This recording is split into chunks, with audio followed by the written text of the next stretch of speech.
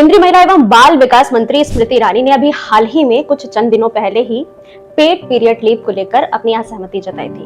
उन्होंने कहा कि ये महिलाओं के लिए मासिक एक प्रक्रिया है जिसमें पेड पीरियड लीव जैसी पॉलिसीज का होना कोई जरूरी नहीं है। इसके होने से वर्क प्लेस पर भेदभाव होता है। इस पर तमाम लोगों के अपने अपने विचार हैं, पर ऐसे में ये भी जानना जरूरी है ये जो पेड पीरियड लीव की पॉलिसी है इसकी शुरुआत कहाँ से हुई थी और इसको लेकर देश और दुनिया में क्या कुछ नियम कानून है।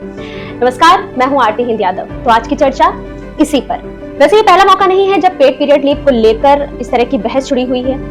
2017 में सबसे पहले इस पर बहस की शुरुआत हुई थी, तब जब कांग्रेस पार्टी के एक नेता और सांसद निनोंग ने इसको लेकर एक बिल रखा था और इस बिल में कहा था कि सरकारी और प्राइवेट क्षेत्र में काम करने वाली महिलाओं को पीरियड के दौरान 2 दिन का अवकाश मिलना चाहिए और इस छुट्टी के लिए उनके पैसे नहीं काटने चाहिए। उस समय भी इस मुद्दे को लेकर लोग 2 धड़ों में बटे हुए थे।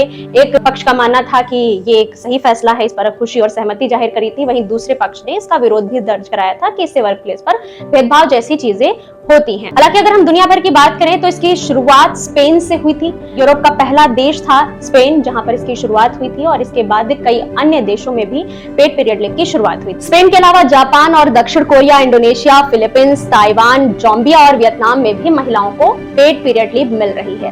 और अब अगर भारत की बात करें तो यहाँ पर पेड पीरियड लीव की शुरुआत 1992 में हुई थी बिहार से। बिहार पहला राज्य है जहाँ पर पेड पीरियड लीव की शुरुआत हुई थी। इसके अलावा केरल में भी पेड पीरियड लीव की पॉलिसी है।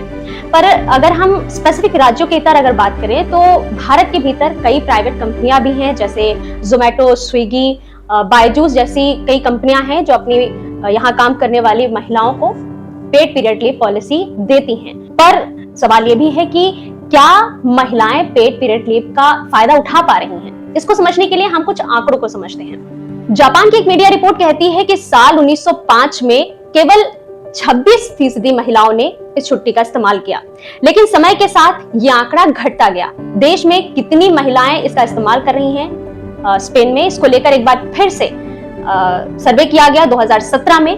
तो 2017 की सर्वे रिपोर्ट में ये बात सामने निकल कर आई कि सिर्फ 0.9% महिलाएं ही पेड पीरियड लीव पॉलिसी का फायदा उठा रही हैं। इसके अलावा दक्षिण कोरिया में भी यही हुआ। 2013 में 23.6% महिलाओं ने ये छुट्टियां ली थी, लेकिन 2017 में जो आंकड़ा निकल कर सामने आया उसमें 19.7% महिलाएं ही सिर्फ इस पॉलिसी का फायदा उठा रही हैं।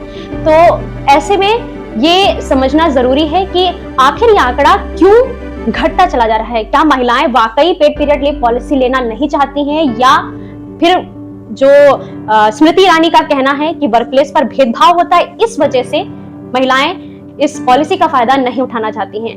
वैसे आपकी नजर में इस पॉलिसी को होना भी चाहिए या नहीं, क्या है इस पर आपकी प्रतिक्रिया? कमेंट में आपकी प्रतिक्रियाओं का इंतजार रहेगा। इसी के साथ इनसाइड स्टोरीज में फिलहाल के लिए इतना ही। मिलते हैं आपसे नई जानकारी के साथ जल्द फिर। नमस्कार।